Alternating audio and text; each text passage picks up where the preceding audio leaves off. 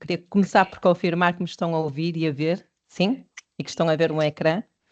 E começo por pedir desculpa porque atrasamos 3 minutos por uns problemas técnicos aqui nas apresentações dos oradores. Começo por agradecer à APA que nos colocou este desafio de fazer estas ações de capacitação sobre solos e rochas contaminados e ao Fundamental que nos apoiou nestas ações.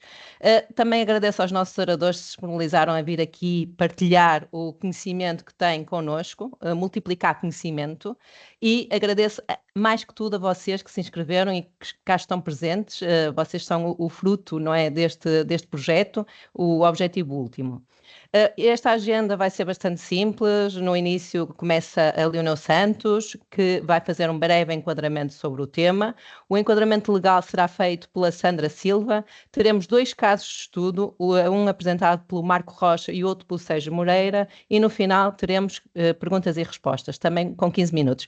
Peço aos oradores que mantenham mais ou menos dentro do tempo estipulado, para não alongarmos muito estas sessões. Algumas notas prévias. A sessão será gravada, vocês depois podem consultá-la. Encorajamos que tenham a vossa câmara ligada para ser um bocadinho mais interativo. O microfone estará sempre desligado até ao final, na fase das perguntas e respostas. As perguntas no final podem também ser colocadas em regime oral, isto é, levantando a mão do Teams, e essas perguntas terão prioridade. Começamos por fazer aqui um breve questionário. O questionário pode ser acedido, vou dar-vos uns segundinhos, ou através aqui do link do Mentimeter, diretamente usando o código, ou através do QR Code, que podem ver aqui no ecrã, ou através do URL que penso que estará colocado aí no nosso chat, nas perguntas e respostas. Penso que já foi colocado. Vou abrir aqui o meu Menti, para ter a certeza que vocês também estão a ver as mesmas perguntas. E vamos começar com a primeira pergunta. Que dificuldades sentem no processo de descontaminação e remediação de solos? Isto é uma pergunta para ser ordenada, não é uma pergunta de resposta única, mas sim para ordenar quais são as dificuldades que sentem. E se sentem outra dificuldade que não está aqui listada, por favor, podem colocar também no separador de perguntas e respostas. Pronto, acho que temos pessoas dentro do nosso Menti. Conseguem ver aqui o código da sessão, se entretanto não tiveram tempo para ler o QR Code. Agradeço a todos que têm respondido. Temos 6 respostas, vamos dar um bocadinho mais de tempo. A falta de informação e desconhecimento está em primeiro lugar.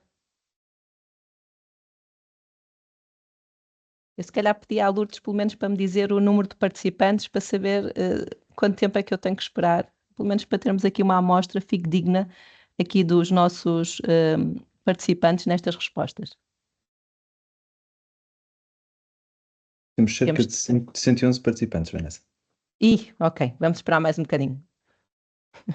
Começamos tarde, eu já estou por aqui. Vanessa, estava aqui a tentar ligar o meu microfone, que eu ia colocar aqui, não sei, eu pergunto-te a ti se as pessoas podem ir respondendo ao longo da sessão, se puderem responder, se calhar podem ir respondendo e avançaríamos. Mas eu vou passar para a segunda pergunta e esta okay. Deixa de estar acessível.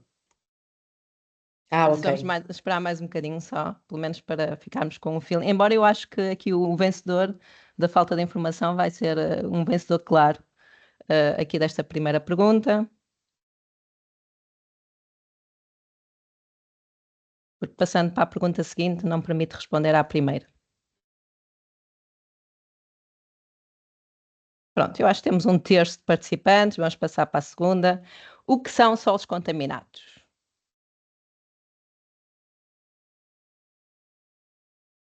Solos que não permitem qualquer utilização, solos que contêm concentrações prejudiciais de substâncias ou poluentes, solos que contêm resíduos industriais e ou agrícolas, ou nenhuma das anteriores. Eu acho que temos um claro vencedor. Se calhar não vale a pena perder mais tempo. Acho que os nossos participantes estão de acordo com as respostas, mais ou menos. Pronto, agradeço a vossa participação, era para tornar este momento um bocadinho mais interativo. Depois vamos colocar aqui as respostas do questionário E começo por apresentar a Leonor Santos, é nossa especialista de sustentabilidade aqui no Build Collab, e aqui nesta sessão tenho o papel de apresentar os conceitos básicos sobre solos e rochas contaminados. Leonor, o palco é teu.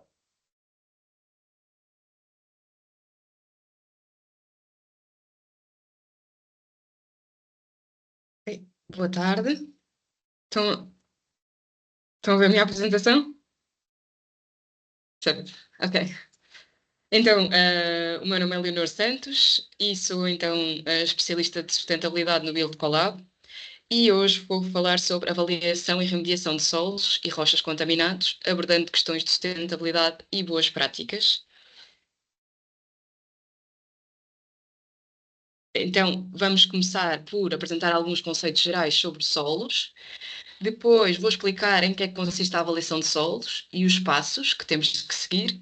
Vou também abordar os diferentes tipos de remediação de solos existentes e algumas boas práticas de sustentabilidade, neste caso.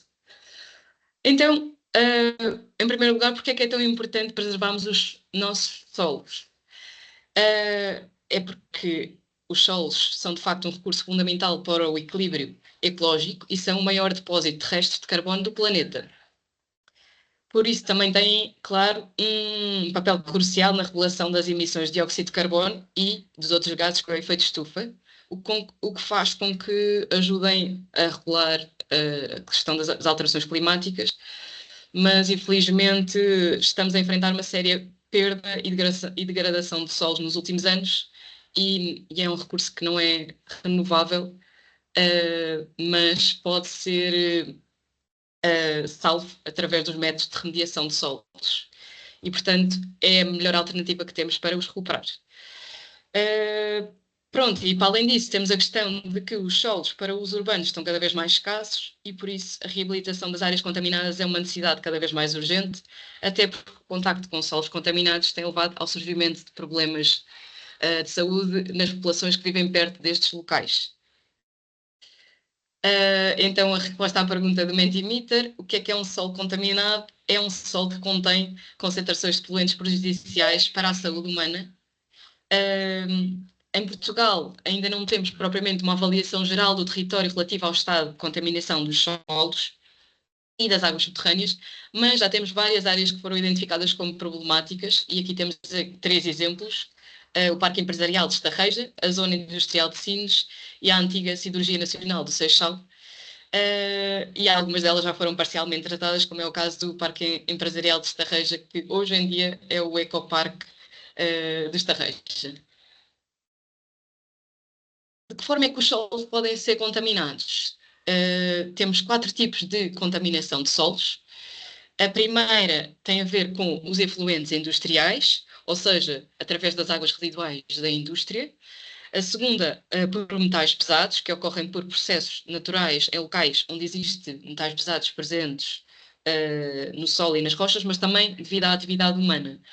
Depois temos a questão dos resíduos sólidos, que vêm provenientes da atividade humana e da indústria, e também através dos compostos orgânicos voláteis, que provêm também de atividades industriais ou do vazamento de gasolina. Porque é que então temos que avaliar os solos? Acima de tudo tem a ver com os riscos associados ao contacto humano com solos contaminados e, obviamente, aos riscos ambientais que a contaminação de solos pode causar. Um solo contaminado pode, de facto, causar perdas de biodiversidade e, neste caso, os primeiros impactados normalmente são as plantas, que normalmente vão buscar os seus nutrientes ao solo e à água, e, portanto, se o solo estiver contaminado, naturalmente elas vão também ficar contaminadas, e isso irá, obviamente, afetar os animais e insetos que se alimentam dessas plantas. E, por fim, a questão da perda de vegetação vai, obviamente, gerar a erosão do solo e também a contaminação das águas subterrâneas. Portanto, no final, a erosão do solo vai torná-lo também muito mais suscetível a todo o tipo de contaminação e, portanto, é um ciclo vicioso. E depois a questão da saúde humana. De facto, como sabemos, o contacto com o solo contaminado é bastante prejudicial para a saúde humana e pode causar diversas doenças e distúrbios nos seres humanos que estão em contacto com estes solos. E aqui temos um estudo que apresentou algumas das doenças e distúrbios que podem ser causadas por esse contacto. E temos aqui o exemplo, por exemplo, cancro do pulmão, Alzheimer, vômitos, diarreias, entre outros. E também está associada ao contacto com solos contaminados problemas de desenvolvimento em crianças. Então, resumindo, de facto, um local contaminado vai sofrer uma desvalorização a nível socioeconómico e uma avaliação prévia vai permitir que se tomem estas medidas necessárias para corrigir a contaminação dos solos atempadamente e com menor custo e dano. Para avaliar o solo, devemos seguir então o plano de amostragem e monitorização que consta no guia técnico da APA e é constituído por uma malha de amostragem, em primeiro lugar, a técnica de amostragem que escolhemos, a profundidade da recolha das amostras, o tipo de amostra e respectivo protocolo de amostragem, o programa analítico com indicação dos parâmetros a analisar, o sistema de controle de qualidade, a entidade escolhida para a recolha das amostras e o laboratório para análise. E aqui temos um caso de estudo no norte de Portugal, de um plano de amostragem e monitorização de solo, em que temos aqui em primeiro lugar a imagem da malha de amostragem que foi escolhida, depois aqui o equipamento utilizado para escavação, algumas fotos que ilustram o trabalho que foi feito no local, também as amostras e, por fim, através de todo este plano, conseguimos criar este mapa quantificado dos diferentes tipos de contaminante.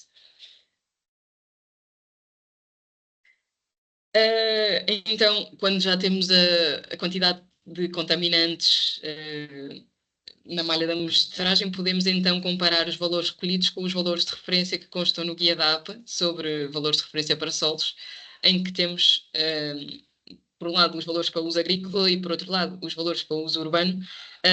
E, normalmente, o valor de uso agrícola vai ser menor, não é?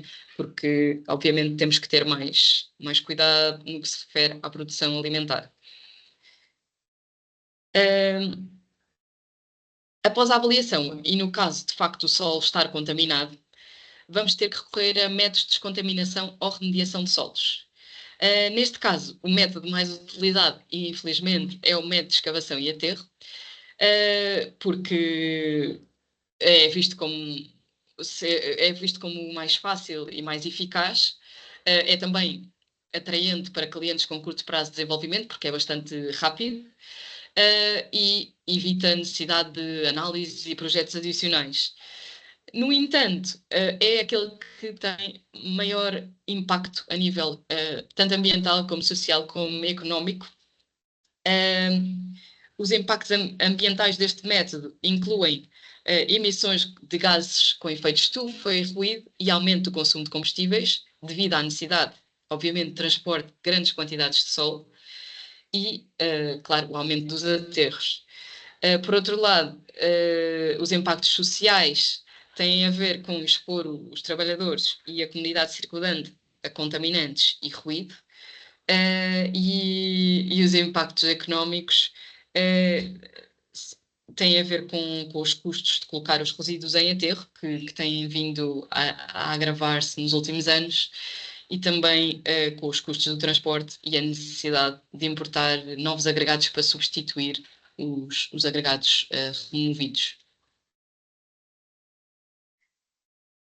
De facto, existem alternativas a este método e são, na sua maioria, posso dizer que são mais sustentáveis. Então, temos 3 tipos de métodos de remediação de solos.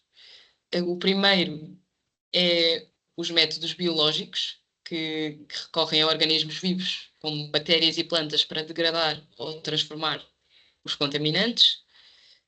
Os químicos recorrem a reações químicas, como o nome indica, para destruir, mobilizar, fixar ou neutralizar os contaminantes, e os físicos que removem contaminantes através de processos como escavagem, ventilação do solo e lavagem. Neste caso, destes três, os métodos biológicos acabam por ser aqueles que são considerados mais sustentáveis do que, pronto, abordagens mais evasivas, como as químicas, mas para tomarmos a decisão é sempre necessário fazer uma avaliação mais completa para entender se serão efetivos para o local e tipo de contaminante que queremos tratar. Então, para escolhermos o método mais adequado, é importante que façamos uma avaliação de opções de remediação e, para tal, podemos seguir estas 3 etapas. Em primeiro lugar, selecionar as opções viáveis de remediação, e aqui temos aqui um conjunto, uma amostra dos tipos de remediação existentes, aqui do lado direito. Depois vamos fazer uma avaliação detalhada de cada opção. E aqui vamos ter em conta então as questões da sustentabilidade, a viabilidade, a eficácia, os custos, a aplicabilidade. E por fim, selecionamos a solução ou combinação de soluções que melhor vão resolver a questão que queremos resolver. E muitas vezes as combinações de soluções acabam por ser as mais efetivas. E aqui temos um estudo também que demonstra isso. De facto, aqui podemos ver que os métodos biológicos são os mais vantajosos em termos económicos. No entanto, também é possível observar que os métodos combinados acabam por ser mais vantajosos em termos quer de tempo, quer de eficiência. E também se pode ver que, apesar de, a nível económico, os métodos biológicos serem mais vantajosos, em termos de tempo, acabam por ser os mais demorados.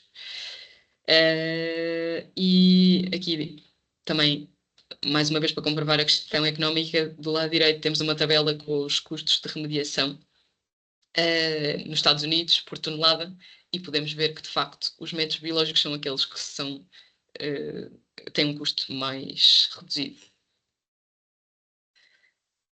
Então, temos aqui alguns pontos-chave a considerar para uma remediação sustentável.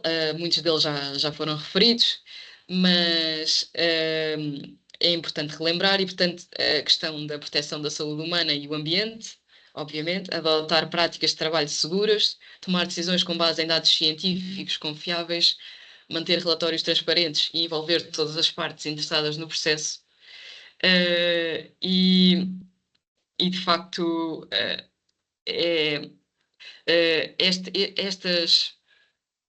estes pontos-chave são muito importantes a ter em conta, e também existem agora já um conjunto de iniciativas de apoio na Europa que nos podem ajudar e nos podem guiar para uma remediação mais sustentável, e neste caso tenho aqui 2 que eu acho interessantes.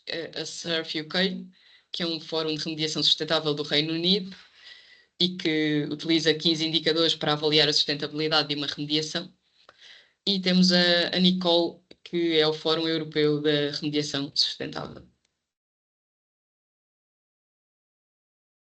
Então, já que aqui também é importante ter em conta os clientes e como é que nós vamos convencer os clientes a adotar estas práticas mais sustentáveis.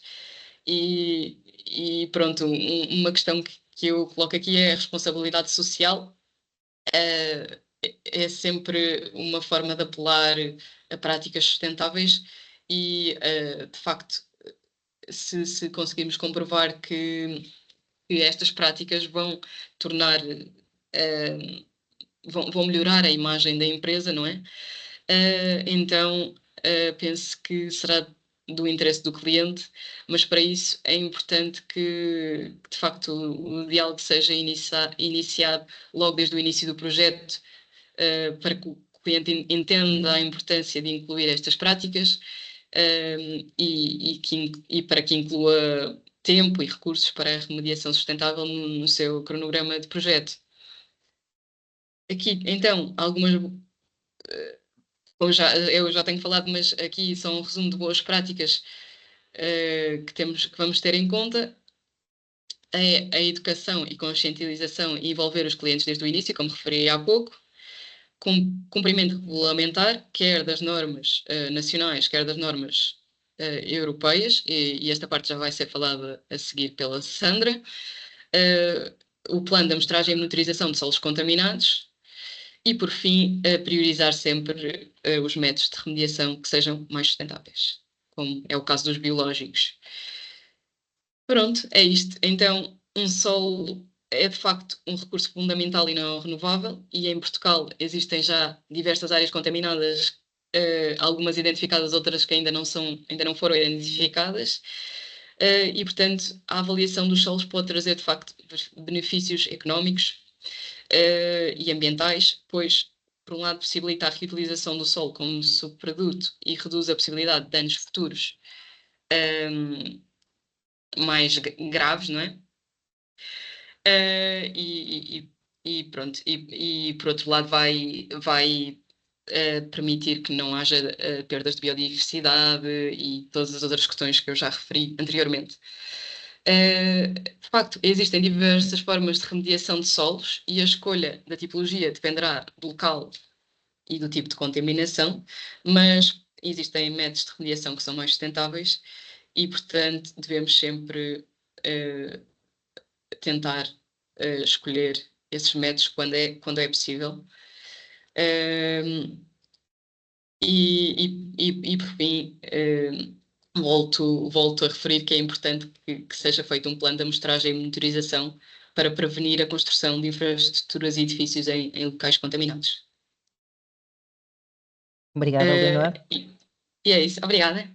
Ok, obrigada. Acho que passou um bocadinho os 15 minutos, mas valeu a pena. Eu agora volto a partilhar só para introduzir aqui a Sandra. Já pus aqui o resultado aqui do nosso Mentimeter, que depois vai ser disponibilizado com a apresentação. A Sandra Silva é geóloga e técnica superior de Divisão de Responsabilidade Ambiental e Solos Contaminados na APA, na Agência Portuguesa do Ambiente. E neste momento de alteração sobre a lei dos solos, ela vai nos fazer aqui um enquadramento legal. Sandra, o palco é seu, ou melhor, o ecrã. Obrigada. Consegue partilhar?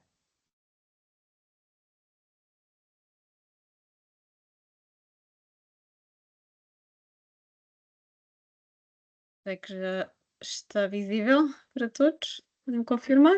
Sim, então, apresentação feita. Boa tarde a todos. Obrigada. Venho então aqui, apresentação feita, venho aqui vos apresentar um pouco aquilo que nós fazemos nesta divisão relativamente à prevenção da contaminação e remediação do solo. Esta apresentação está disposta de uma forma a apresentar as disposições legais que existem atualmente, ao qual nós nos baseamos no nosso trabalho, os guias técnicos e recomendações que temos vindo a desenvolver ao longo do tempo e a atualizar, que dão apoio a essas mesmas disposições, e aqui um pouco aquilo que na expectativa do futuro que nos trará.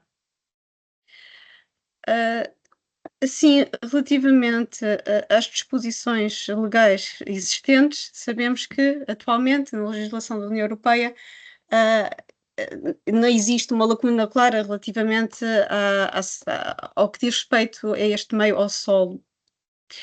No entanto, algumas transposições destas diretivas e destes planos e estratégias que aqui os resumo mais ou menos, foi possível avançar com alguma menção e alguma prevenção relativamente à contaminação do solo. E esta enquadra-se essencialmente no licenciamento das atividades económicas e do licenciamento ambiental. Temos aqui o exemplo do regime de emissões industriais que tem na sua base aqui uma definição de um relatório base que define, que tenta resumir a informação do estado de contaminação do solo e das águas subterrâneas, numa atividade que pertence a um anexo a este regime e que, havendo a possibilidade de poluição do solo e das águas subterrâneas, ele terá que apresentar este relatório de base no início da sua exploração e numa alteração ou atualização substancial da licença. Existe ainda neste regime a previsão da apresentação por parte do operador de um plano de desativação, a quando a sua cessação definitiva total ou parcial, que o obriga a apresentar medidas e a repor o local da exploração em condições ambientalmente satisfatórias.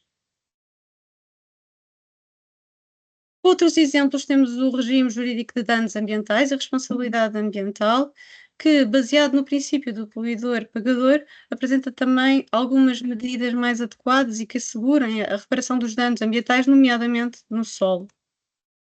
Temos ainda agora na parte de licenciamento industrial, não ambiental, também uma pequena menção com o objetivo principal deste licenciamento é salvaguardar a saúde nos locais de trabalho e a qualidade do ambiente e impõe também que o local de exploração seja colocado em estado satisfatório. Passando aqui um pouco para o único regime onde aparece a remediação do solo, o regime geral de gestão de resíduos. Este veio a definir efetivamente o que se tratava de uma remediação do solo, ou seja, um procedimento de remoção da fonte de contaminação e para que este deixe de constituir um risco inaceitável para a saúde humana e para o ambiente, e acresce que este processo de remediação é sujeito a um licenciamento simplificado e que é solicitado junto à entidade licenciadora competente.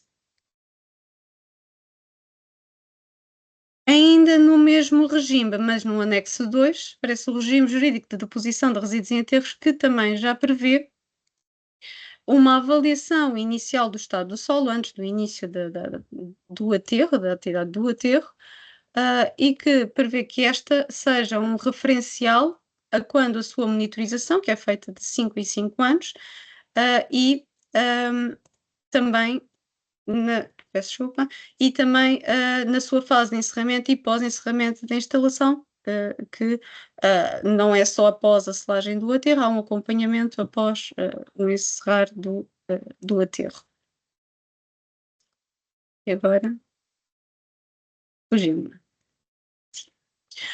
Pronto, visto aqui o enquadramento legal, não é? Os nossos pilares de onde apoiamos estas necessidades, ou onde podemos nos basear o nosso trabalho da prevenção e remediação do solo, entramos aqui um pouco ao existir uma lacuna, não é? Ao existir uma falta de legislação dedicada só ao solo, a APA tem vindo a desenvolver guias técnicos e recomendações que permitem, ou que têm como objetivo apoiar exatamente neste trabalho. E faço aqui um pequeno resumo dessas mesmas, culminando aqui num exemplo de aplicação. No que diz respeito à remediação do solo, o tema aqui principal neste meeting. As medidas e recomendações a adotar em matéria de licenciamento, ela foi realizada, nomeadamente em conjunto com a Câmara Municipal de Lisboa e muito dedicada a operações urbanísticas. Este guia, estas recomendações têm a intenção de definir os parâmetros que devem ser avaliados no solo e os procedimentos a serem seguidos para depois constituir um pedido de licenciamento. Uma recomendação relativamente à transmissão do direito de propriedade do solo contaminado ou potencialmente contaminado. E mais recentemente houve aqui a necessidade de fazer uma recomendação relativamente à gestão de solos não contaminados dentro de uma obra, ou seja, estas orientações permitem auxiliar na delimitação dos locais contaminados e não contaminados e, consequentemente, passar tem um fluxograma que permite aferir aqui a gestão do solo escavado destes mesmos dois locais. O Guia Técnico de Valores de Referência para o Solo, vamos já falar também aqui há pouco, ele define os valores de acordo com a caracterização do local, a opção de remediação, o uso e a utilização ou não de água subterrânea. Basicamente, este é o pilar de que, quando se faz uma avaliação da qualidade do solo, esses valores têm que ser confrontados com valores de referência escolhidos ou ajustados ao local e a preço. Também o guia plano de amostragem e monitorização do solo, a parte da amostragem já falada aqui anteriormente, por isso só que a monitorização também envolve aqui um passo importante que seja o acompanhamento após a remediação, o acompanhamento do local quando ele é necessário. Ora, havendo uma avaliação da qualidade do solo, a fase normalmente a seguir será avaliar o risco para aquele local, para a utilização daquele local e face aos receptores futuros daquele mesmo local. E este guia ajuda-nos aqui, ao fim e ao cabo, a fazer uma análise do risco da saúde humana e para o ambiente e em última instância, determinar os valores objetivos de remediação, bem como os critérios de aceitabilidade do risco, ou seja, poderá levar à indicação de medidas mitigadoras para que esse risco torne-se aceitável. E ainda temos uma matriz de referência para a apresentação dos resultados, basicamente que ela faz uma súmula tanto da avaliação dos solos como das águas, numa tabela a fim de ser analisado e registado no futuro. Mais recentemente, desenvolvemos aqui um guia técnico de valores de fundo natural do solo, como se encontra previsto no guia de valores de referência. Poderão haver valores que resultem da geologia, não é? Herdadas da geologia local, e que este guia pretende dar uma metodologia orientativa que permita aferir esse mesmo valor. E, por fim, mais recentemente também, estes elementos orientativos que são nada mais do que elementos que devem ser contemplados nas várias fases da avaliação geral da qualidade do solo, culminando na remediação, e permitem não só uniformizar a documentação que é facultada no âmbito do licenciamento e consequentemente, também facilitando, acelerando um pouco o processo na sua análise. E, eventualmente, agora partirei aqui para um exemplo, então, no âmbito da remediação do solo, onde foco aqui a primeira etapa é a avaliação da qualidade do solo. E ela tem que ser feita com base de um plano de amostragem que contemple toda a área em questão, que seja representativo dessa mesma área. De seguida, a avaliação que é feita, esses resultados analíticos são confrontados com a devida tabela que nos dará os valores de referência para aferir se existe ou não contaminação. Existindo contaminação, o passo seguinte será uma análise de risco. Havendo uma análise de risco que resulta um risco inaceitável ou a necessidade de intervenção num solo contaminado, o que diz a nossa legislação é que necessitamos de fazer um pedido de licenciamento junto à entidade licenciadora, neste caso CCDR territorialmente competente, que junto aos elementos mais burocráticos, junto à plataforma CILIAM, a plataforma onde é submetido o pedido e que está previsto no RGGR, também será necessário apresentar aquilo que nós achamos que são os elementos essenciais para analisar um processo de remediação junto à entidade licenciadora que pede à APA, a seu critério, um parecer ou não. Estes são um relatório de avaliação da qualidade do solo, um relatório com análise quantitativa de risco e a apresentação de um projeto de remediação de solo. Estes três relatórios, 2 relatórios e um projeto, são aqueles elementos orientativos que nós tentamos aqui tentar resumir e sistematizar a informação a ser facultada. Faço só aqui uma ressalva com o projeto de remediação do solo, que já prevê, e como a Leonor também nos apresentou, já uma tentativa, um desafio para tentar explorar outros métodos de remediação do solo e que se avalie os prós e contras de cada um face, obviamente, ao tempo, ao custo, à sustentabilidade e outros critérios, obviamente.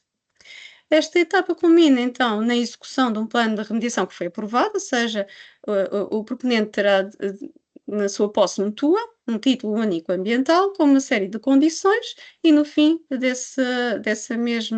execução desse mesmo plano de remediação irá então apresentar um relatório final da remediação do solo, cujo relatório nós também temos como nos elementos orientativos também um resumo dos pontos principais a apresentar para que esta remediação, ao fim e ao cabo, seja finalizada com sucesso.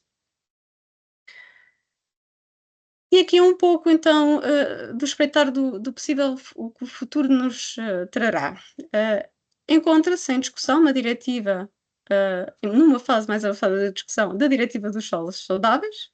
Ela foi proposta inicialmente em 2023, foi discutida durante 2 presidências, onde resultaram novas versões da proposta. Culminou este ano, em junho, num Conselho de Ambiente em que, na maioria, houve uma orientação positiva, que para nós é um bom sinal, e encontra-se neste momento em fase de trílogo, ou seja, uma negociação entre os representantes do Parlamento Europeu, Conselho da União Europeia e da Comissão Europeia. Aqui faço só aqui um breve resumo do que está proposto nesta diretiva, e ela assenta num grande objetivo, que é o quanto antes ter um ponto de situação do nosso solo, do ponto de situação de saúde do nosso solo. Há uma escassez de monitorização do solo, há países que já têm a situação mais desenvolvida, outros menos, ou seja, aqui o grande objetivo é que todos tenham uma amostragem representativa da saúde do solo do seu país. Ele assenta em várias definições que não estavam previstas em nenhuma diretiva até hoje, e tem aqui uma série de acompanhamentos, seja nas medições, nas metodologias a aplicar, já dá um passo ambicioso no que diz respeito à gestão sustentável do solo, em situações já existentes e já conhecidas, mas também naquelas que virão a ser detectadas com a monitorização, e há somente um capítulo, na proposta atual, dedicado a locais contaminados. Este capítulo, a forma como a COM está a prever abordarmos os locais contaminados, assenta numa abordagem de análise de risco. Isto é, o que é necessário é apontar para vários locais que são potencialmente contaminados, estão potencialmente contaminados, seja pelas atividades que aí exerceram, essencialmente, seja por situações que vão ocorrendo, acidentes que vão ocorrendo, e esses locais terão que ser investigados. Após essa investigação, ele passa ou não a ser oficialmente contaminado, e a gestão desses mesmos será de acordo com uma hierarquia que está a ser proposta a cada Estado-membro aferir essa mesma hierarquia ou grau, né, de intervenção. Toda esta diretiva assenta, como em qualquer uma série de relatórios e divulgações. Também um grande pilar desta diretiva é que todos os dados sejam divulgados, sejam públicos. E aguardamos com expectativa o que é que nos trará os próximos meses. Não poderia deixar daqui de falar um pouco, na sequência do que virá a diretiva, num projeto legislativo que foi apresentado em 2015 e onde se realizou uma consulta pública que iria, não é, preencher aqui uma lacuna na nossa legislação relativamente à prevenção, contaminação e remediação do solo. Ela assenta numa necessidade de avaliação da qualidade do solo, numa responsabilização pela contaminação desses mesmos solos e orientações no que diz respeito à remediação desses mesmos locais. Juntamente a este projeto legislativo, previa-se também a divulgação de um atlas da qualidade do solo, que visava reunir as informações sobre os locais contaminados ou potencialmente contaminados, e os locais onde se exerceram atividades potencialmente contaminantes do solo. E era isto que vos tinha para partilhar. Muito obrigada. Muito obrigada, Sandra. Muito obrigada mesmo. Acho que vão ter a oportunidade de colocar outras questões à Sandra. Deixo aqui o convite para ir colocando as questões aqui no Q&A. Eu não sei se para todos está em inglês, pelo menos o meu diz Q&A, se calhar P-I-R, perguntas e respostas. Convido-vos para ir colocando ao longo da sessão, enquanto vão vendo as apresentações, e peço aos apresentadores para se cingirem aos 15 minutos, senão corremos o risco de não ter os 15 minutos finais para a discussão. Pronto, apresento o Marco Rocha, é engenheiro geoambiental e consultor da Brownfield e vai falar da sua experiência enquanto empresa de consultoria ambiental. Marco, pode partilhar? Obrigada. Vou, antes de mais, partilhar a apresentação, se me derem só 2 segundos.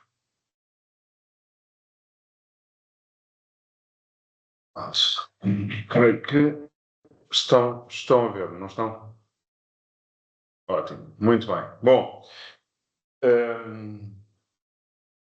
muito bem.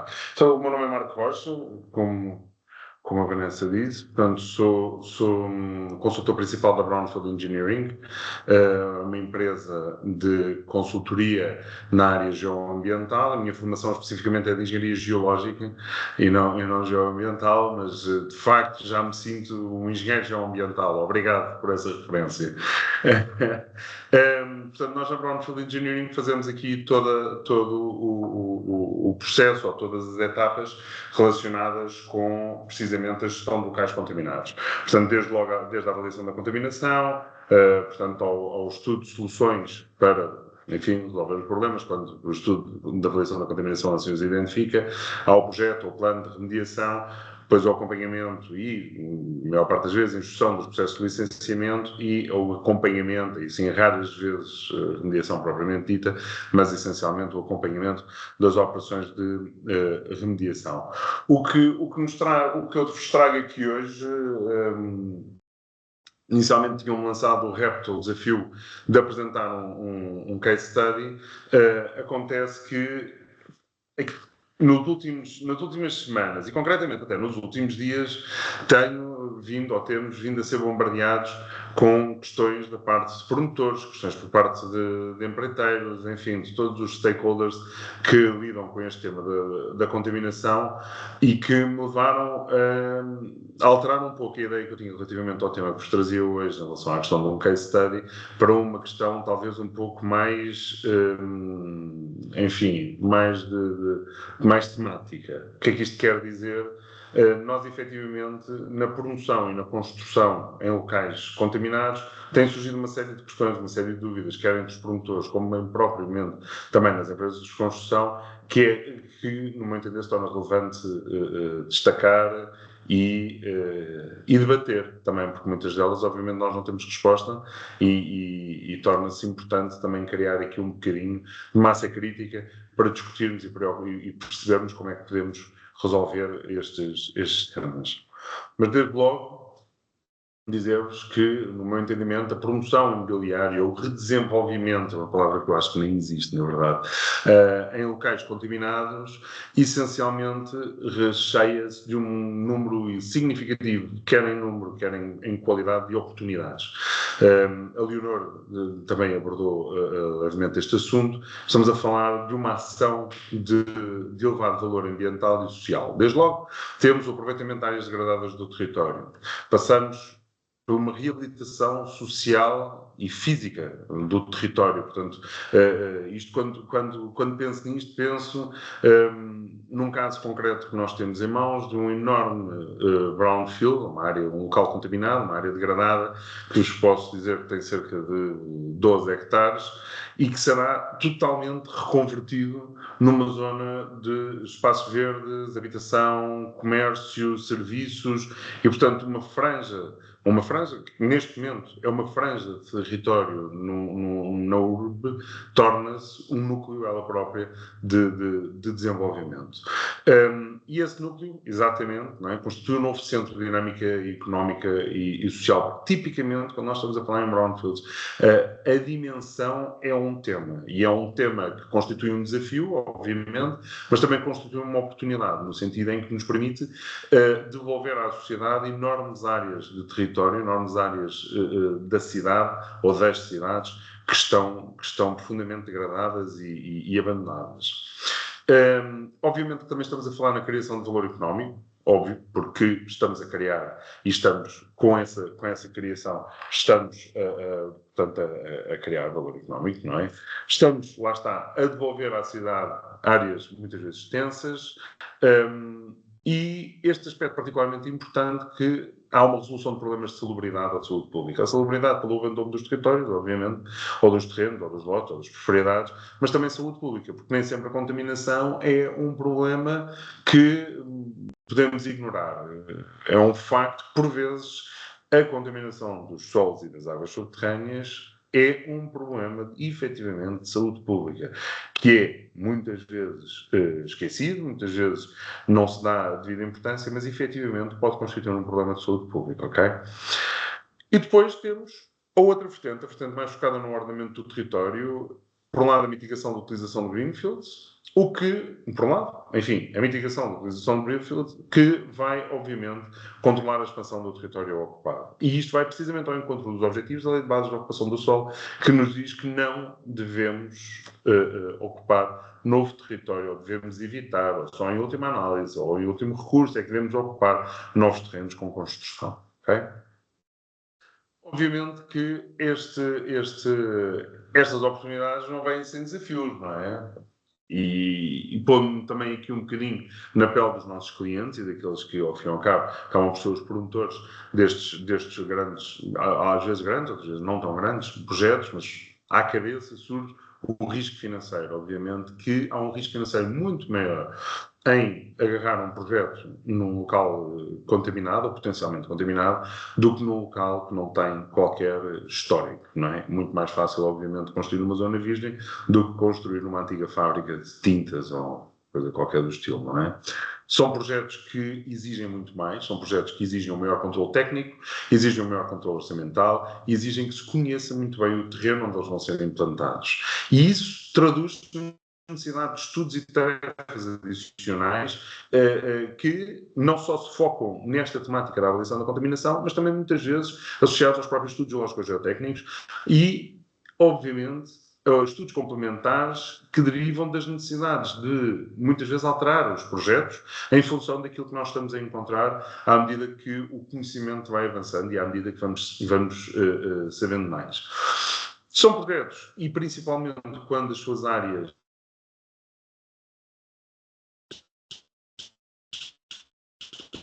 ou que implicam um maior envolvimento com os stakeholders, torna-se importante não só, obviamente, a estrutura que está, as estruturas empresariais e pessoais que estão dentro do projeto, mas também os vizinhos, as autoridades, por vezes até organizações não governamentais, enfim.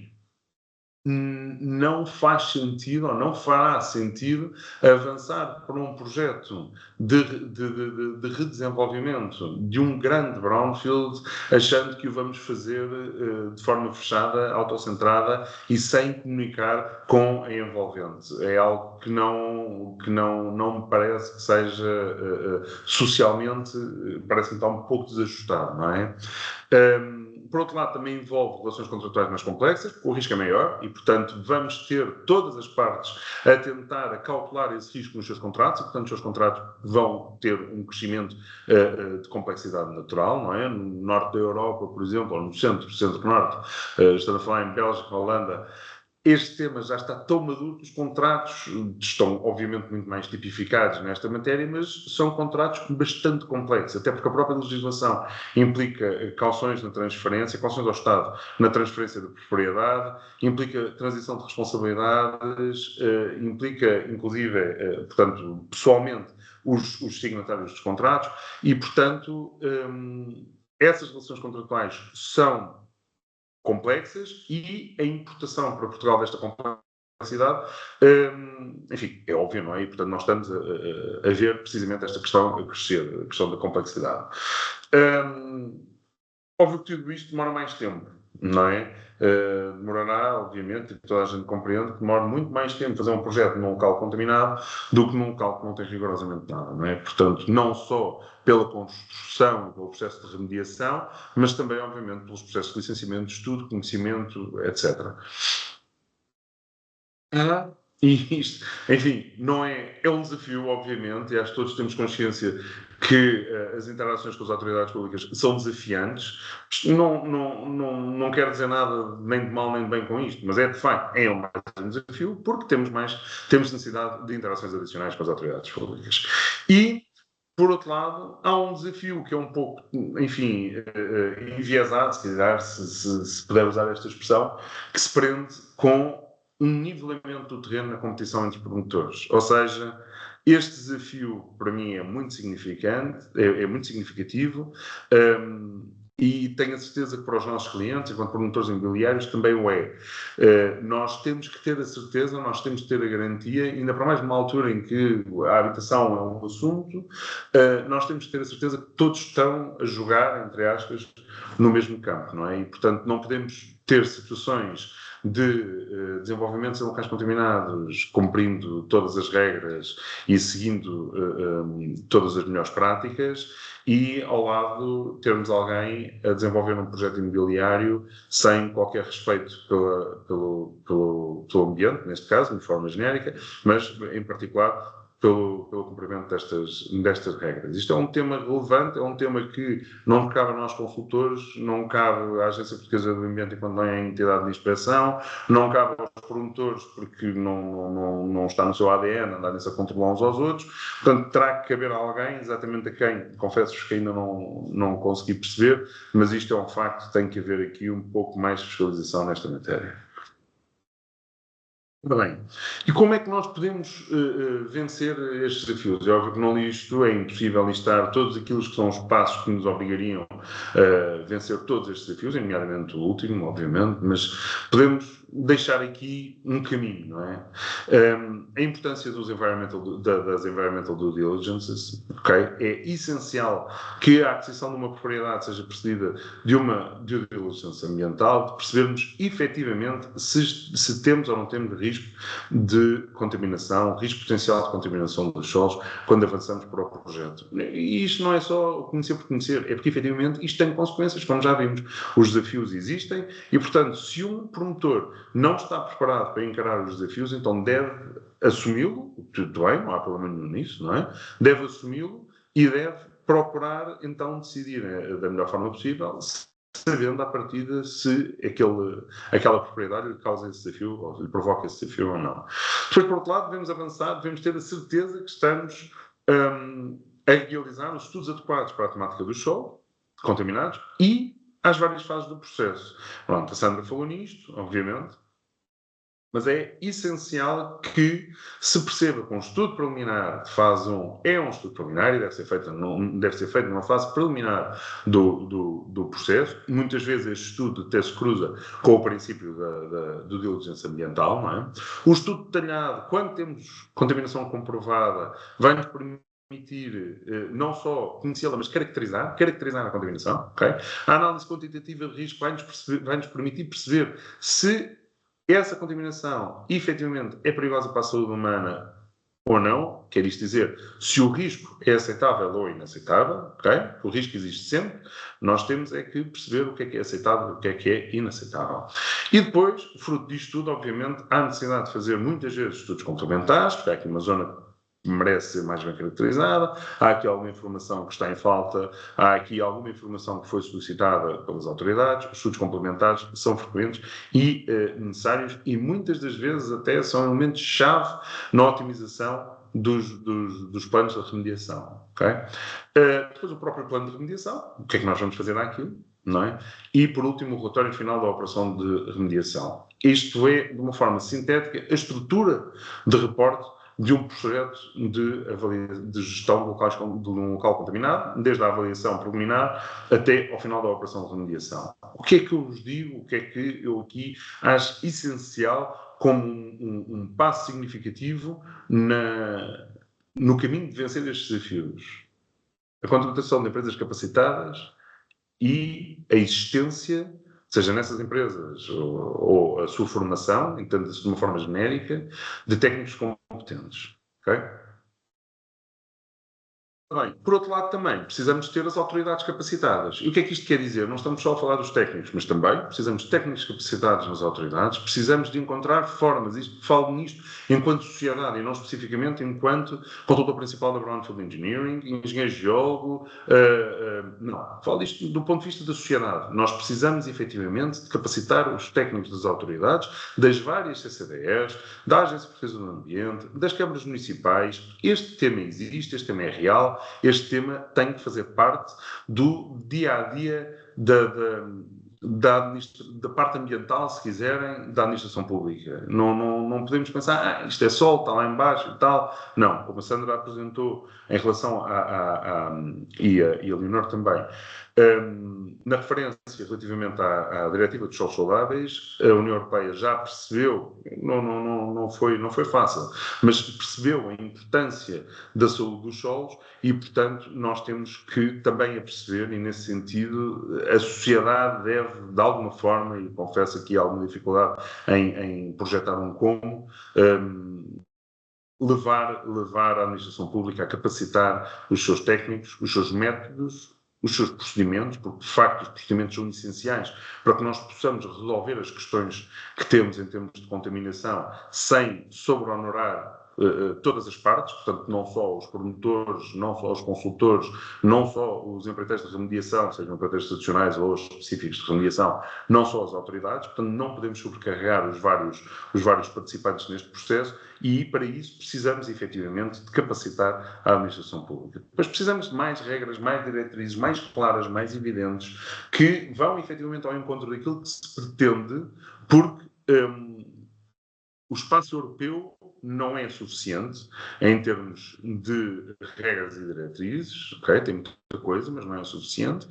E, pelo espaço europeu, as coisas fazem-se de formas muito diferentes de Estado-membro para Estado-membro, porque, tal como na diretiva dos solos saudáveis é proposto, cada Estado-membro é responsável pela manutenção do estado do seu solo e, no caso da contaminação, pela definição dos procedimentos a aplicar. Ok? E, portanto, Marco, eu ia pedir para resumir, porque senão estamos a atrasar cumulativamente. Se calhar algumas destas ideias podem ser discutidas depois no final também. 2 minutos. Portanto, a questão das relações e da comunicação são ambas bastante importantes olhando para as autoridades nacionais e, obviamente, a legislação. Pronto, a legislação, toda a gente sabe, falta, estamos à espera, precisamos dela. Ora bem, muito bem. Então, muito rapidamente, um processo é um caso contaminado. Do ponto de vista da contaminação, nós temos o estudo preliminar, que nos identifica o problema, temos o estudo detalhado, que nos caracteriza o problema, temos o plano de remediação, como uma proposta de resolução do problema, temos a remediação, que vai remediar total ou parcialmente o problema, e temos a monitorização, que acompanha o acompanhamento da solução, que leva ao fecho da operação. Que é o que quero aqui dizer. Para o projeto, não é? O estudo preliminar está relacionado com a compra do local. O estudo detalhado para a adequação do projeto às características do local, é importantíssimo perceber que um projeto deve estar casado com a contaminação e não deve guerrear com a contaminação, ok? E temos o licenciamento do projeto. O licenciamento do projeto na autoridade local, no município, deve ter em consideração a existência de contaminação, ok? Isso é dito em alguns PDMs, no caso de Lisboa. Eu até hoje acho que ninguém no licenciamento de Lisboa lhe foi pedido que demonstrasse que efetivamente tinha feito essa avaliação. O plano de remediação, portanto, vamos remediar com base no projeto, não vamos remediar à toa, só porque sim, não, vamos olhar para o projeto e a remediação vai ser executada a par com a execução do projeto, ok? Estamos aqui a falar em promoção, em reabilitação de brownfields, está bem? Por último, a monitorização é na fase do projeto estar concluído, está bem? E para as autoridades, como é que isto se cruza? O estudo preliminar é importante para dar resposta aos regulamentos municipais quando eles existem, ok? O estudo detalhado é importante para dar resposta às exigências municipais, mas também a esta figura do licenciamento municipal, ok? Que é o licenciamento normal. Só que, teoricamente, nos municípios em que o PDM exige, este licenciamento deve ser precedido de um trabalho de redução da contaminação. Depois, o plano de remediação é a instrução-chave, é elemento-chave na instrução do pedido de licenciamento, A remediação é acompanhada pelas autoridades. Ainda hoje tivemos a CCDR Norte, no caso, a fazer uma vistoria numa operação de remediação que estamos a desenvolver. E, por último, a monitorização que está associada a uma aprovação e uma conclusão de processo por parte da CCDR. Okay? Na construção, não é? E este é um dos outros temas que temos recebido muitas questões, a construção foca-se na parte da remediação. Okay? E aqui há desafios, oportunidades, questões que são específicas da construção. Temos uma instrução que é entregue ao empreiteiro e que tem regras explícitas e implícitas que são bastante específicas e que vêm do RGGR, portanto, nada a ver com o que os empreiteiros estão habituados a fazer. Temos o cumprimento de normas e de regras que não são habituais, não estão habituados a fazer isso. Temos, obviamente, em fruto destas necessidades, a importância da capacitação dos técnicos que estão à frente das obras, a importância da colaboração das várias equipes do empreiteiro com o consultor, com o dono de obra, com a fiscalização. É importantíssimo esta colaboração, porque temos escavações que são extremamente controladas e temos uma atividade que não é dependente só de um alvará de construção e de uma licença de construção, mas de uma outra licença, uma coisa nova, que é o tal TUA. Okay? O que é este TUA? Um título único ambiental. Na prática, o TUA em si não diz nada. O que diz é a licença de operação de remediação de solos, que é resultante de um licenciamento simplificado da operação de remediação de solos. Okay? Que transforma aquela escavação ou a operação ou a gestão dos solos daquela empreitada numa operação de gestão de resíduos. E, portanto, sujeita aos resíduos. E, portanto, dá importância a aspectos que usualmente são secundários para os empreiteiros. As questões como lava-colados, a rejeição de águas subterrâneas ou de águas pluviais, as pilhas de solos em obra, as escavações extemporâneas. Portanto, quando é que eu posso escavar? Será que eu posso escavar sempre? Não posso. Só posso escavar quando o TUA me permite. Ok? O tipo de destino final para os solos, posso mandar para onde eu quiser, posso mandar ali para aquela obra, posso fazer não sei o quê. Não. Os destinos finais têm que ser os adequados, ok? Os tipos de transporte. Bom, genericamente corre tudo bem, exceto se for resíduo perigoso, nesse caso há um transporte específico. É importante ter estas noções. Bom, para fechar, a gestão de locais contaminados, tem um conjunto de desafios, mas significa também, principalmente do ponto de vista social, traduz-se numa série de oportunidades para o território. Okay? Tem um processo, esse processo tem que ser melhorado, pode ser melhorado, mas é um processo que está a fazer o seu caminho, ok?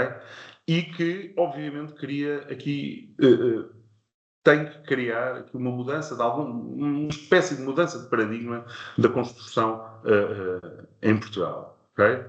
Quero deixar duas notas finais. A importância desta gestão de locais contaminados ser realizada em parceria com entidades capazes e com técnicos competentes, ok?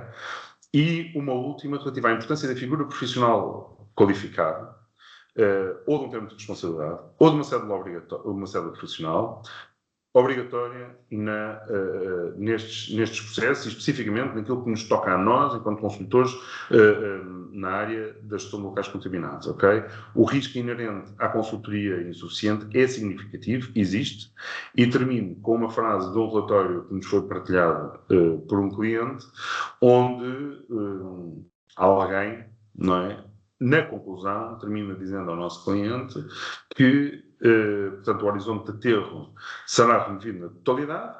Foi nesse horizonte de aterro que se detectaram os valores anómalos e, portanto, o mesmo pode ser transportado e depositado em aterro de resíduos inertes, sem qualquer tratamento adicional.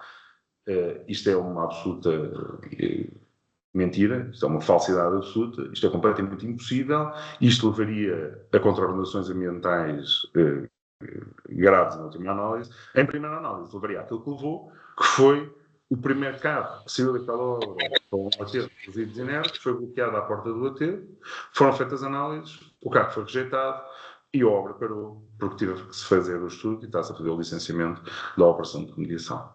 Okay? Muito obrigado pela vossa paciência. Peço desculpa, foram aqui 5 minutos adicionais, não é por mal, mas eu entusiasmo a falar sobre isto. E pronto, obrado. Obrigada, Marco. Muito conhecimento para partilhar. Estamos a ver que fomos um bocadinho ambiciosos, se calhar, nesta agenda, mas penso que no final ainda teremos outro momento para discutirmos. E eu volto aqui a partilhar a minha apresentação e de seguida teremos o caso de estudo da GAIURB, apresentado pelo arquiteto Sérgio, que é arquiteto na GAIURB, que é a empresa municipal aqui de Vila Nova de Gaia, e responsável para a questão do urbanismo e gestão paisagística, e vai falar de 2 casos de estudo específicos, e eu vou ficar aqui de apresentadora de slides. Pode ser? Sim, boa tarde a todos. Portanto, como a Vanessa disse, trabalho na GAIURB, que é a empresa municipal de urbanismo da Câmara de Gaia. Portanto, a minha perspectiva vai ser um bocadinho diferente destas que eu tenho ouvido até agora. É mais a perspectiva urbanística dos casos práticos que iria apresentar. Pode passar, exato. Portanto, os 2 casos que aqui trago são o projeto de requalificação urbanística e paisagística da Pedreira da Madalena e o projeto de requalificação paisagística também do aterro sanitário de Sermonte. Pode passar, Vanessa. Portanto, começando pelo caso da Pedreira da Madalena. Portanto, a Pedreira existe desde 1971, data em que obteve o seu primeiro licenciamento para exploração de recursos geológicos e foi-se implantar sobre uma quinta agrícola, que era a Quinta do Moinho. Aliás, é essa a designação oficial da Pedreira.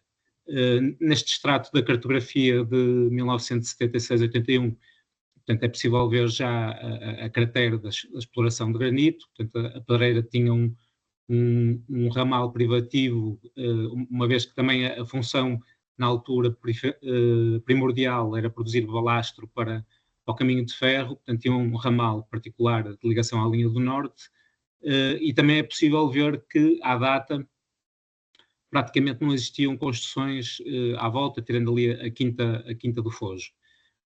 Posteriormente, com o passar dos anos, a Pedreira teve que adaptar a sua atividade, portanto passou também a produzir agregados para a construção civil e também pedra para enrocamento em obras como os Molhos do Douro, a Marina da Aforada e o Isduto, tudo obras aqui também relativamente perto, porque a praia é aqui a 1 quilómetro para Poente e o rio é a 2 quilómetros para norte.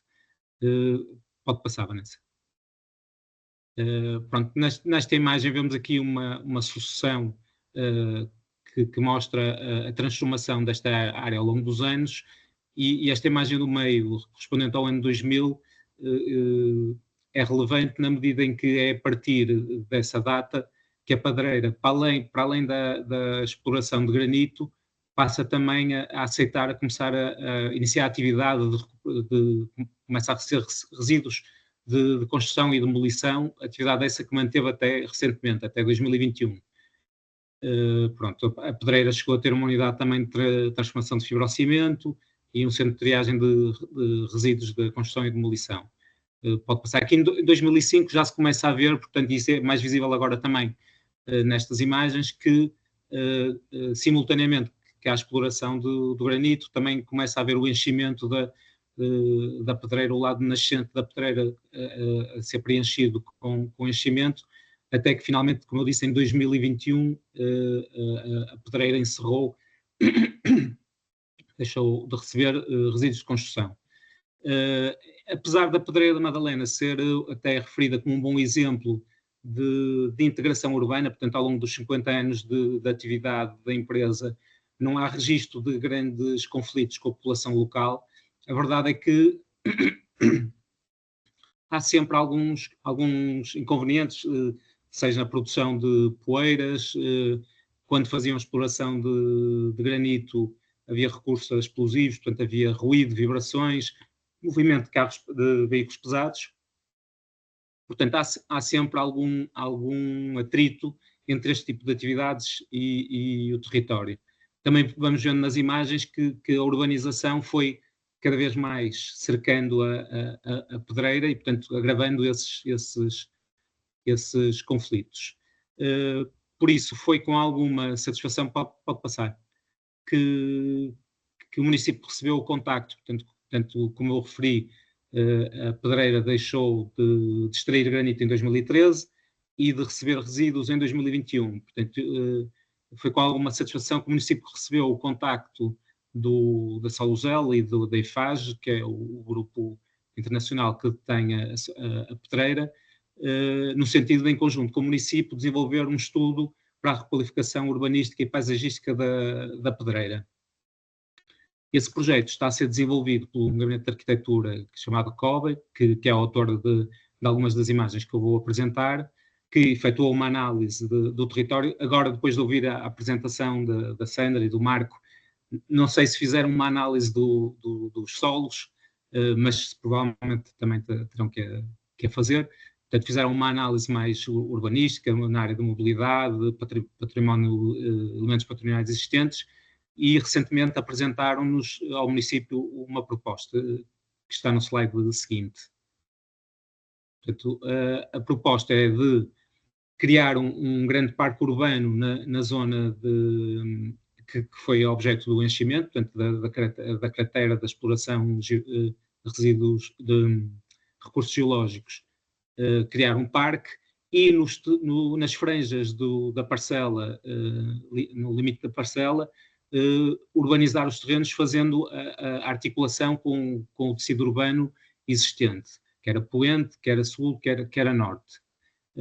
A solução, para além da parcela da Pedreira, incorpora também mais 2 parcelas, uma das quais são também os estaleiros municipais que irão ser relocalizados. E, de repente, um problema urbanístico e paisagístico, que era aquela atividade e aquele território degradado, passou a ser uma oportunidade de termos um parque com cerca de 137 mil metros quadrados numa área central da freguesia de Canidelo, como eu disse, a 1 km ou 2 km da praia e do rio, e também a oportunidade do município conseguir uma integração de uma área que estava de alguma maneira marginalizada, de fazer a integração urbana dessa grande parcela. Pode passar?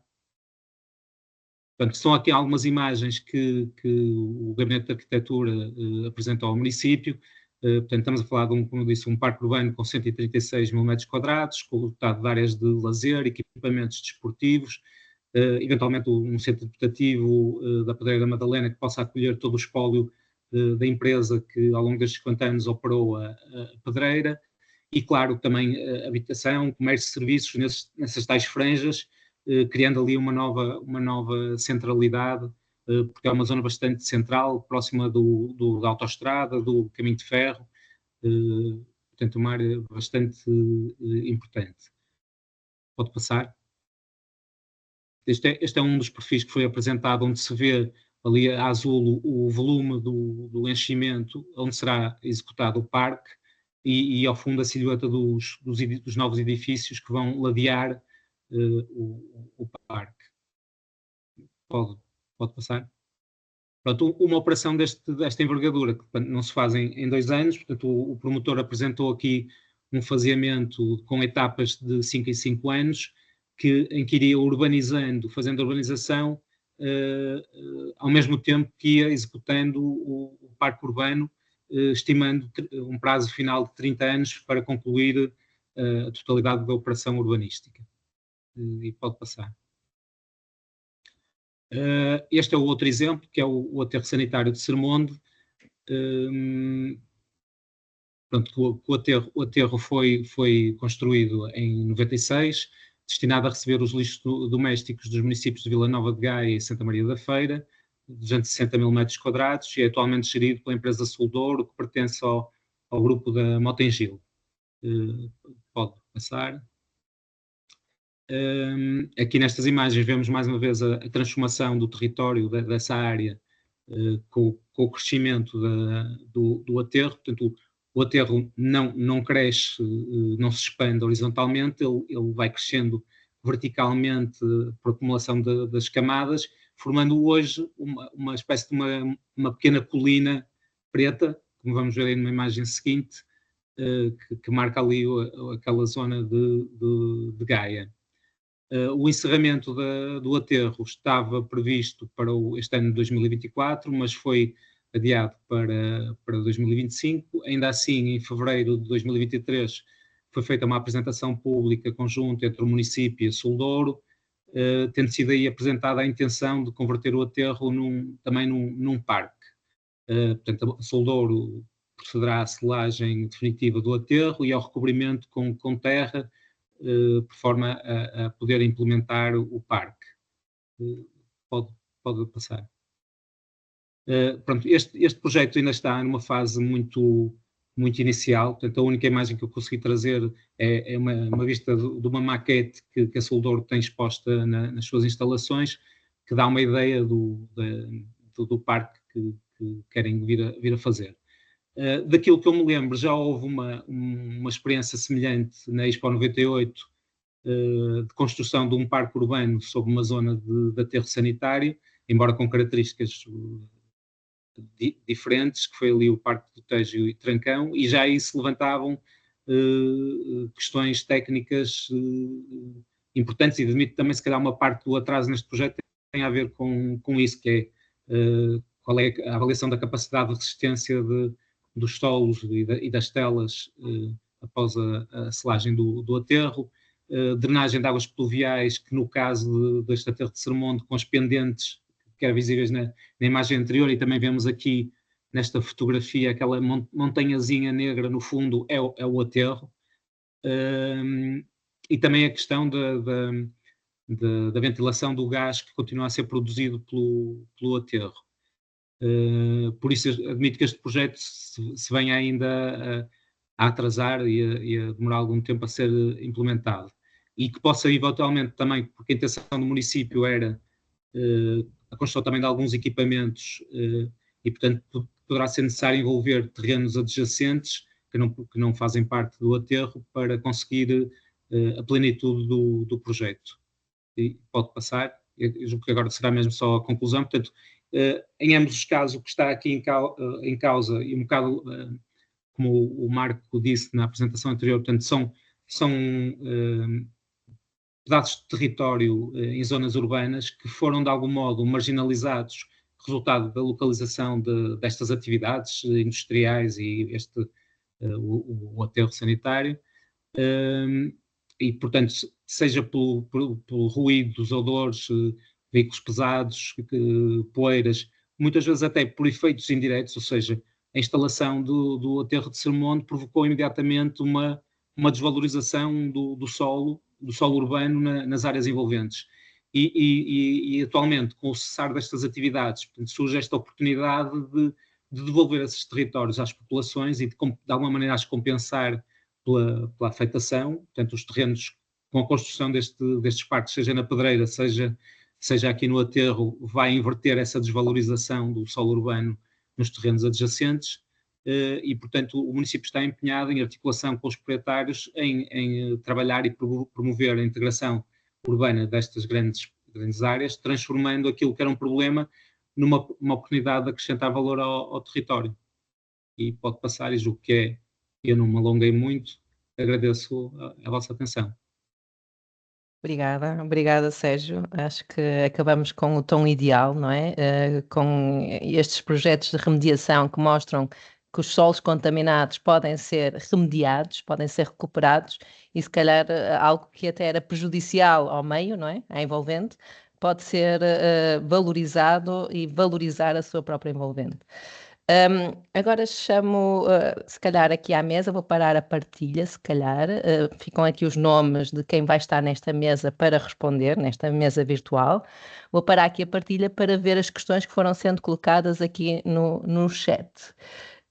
Começo por ordem e penso que a Rita Almeida pergunta, e acho que é uma pergunta bastante direta, aqui à Sandra: o guia técnico Valores para Fundo Natural do Solo já está disponível?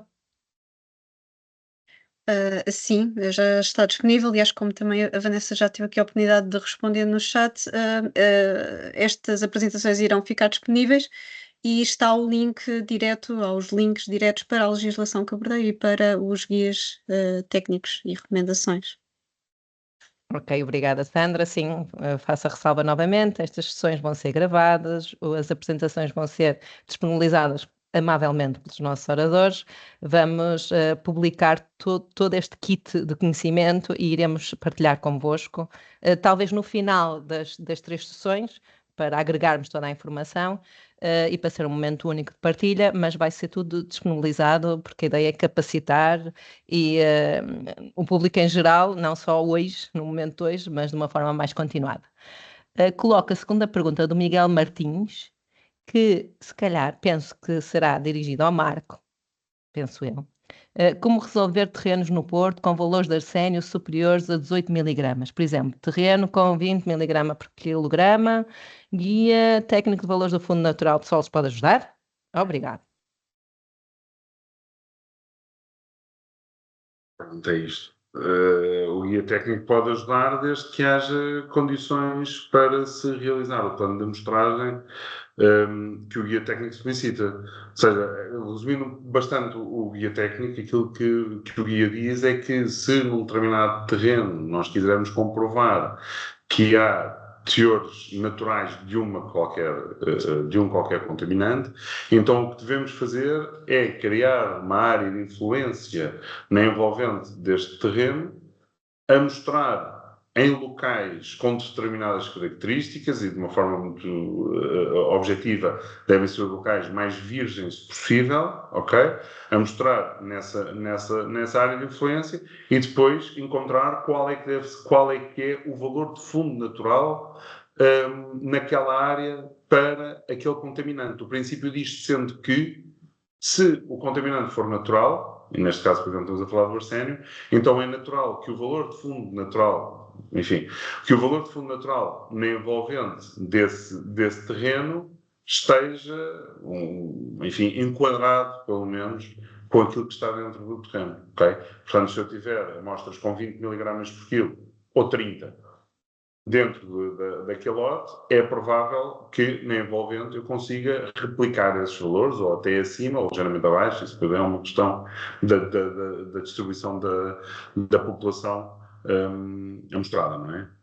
Portanto, sim, de qualquer das formas, não é garantido, principalmente em ambiente urbano, que consiga identificar locais suficientes para fazer essa amostragem, e esse é um dos problemas com que nos temos debatido e com a Agência Portuguesa do Ambiente temos estado em contacto sobre este assunto, que temos que encontrar aqui alguma solução, porque o guia técnico para os valores de fundo natural, talvez não seja suficiente para o tipo de situações que nós estamos a enfrentar, mas sim, na generalidade dos casos, a aplicação do guia resolve a questão.